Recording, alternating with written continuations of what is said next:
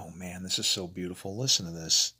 This is like way cool. So this is Romans 6:7. This is something Paul says.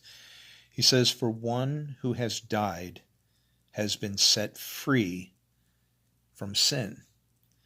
Now, do you remember how Paul said to die is gain, but to live is Christ, right? What he was saying was that to die is gain. In other words, you're set free from sin if you die.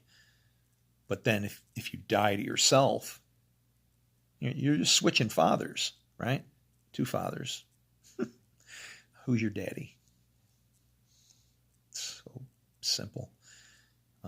But it's beautiful because, he says, that's why he said that. He said, to die is gain, but to live is Christ. But you have to die in order to live. So, you can call it what you want. Some people call it ego. Um, you know, it's funny how we've taken the rule. It's like we've taken the rules of God's game and dispersed it over everything so as to like scatter it, right?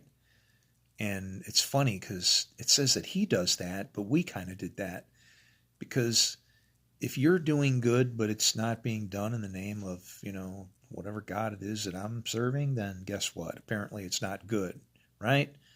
Wrong. It all comes from one place. So, yeah.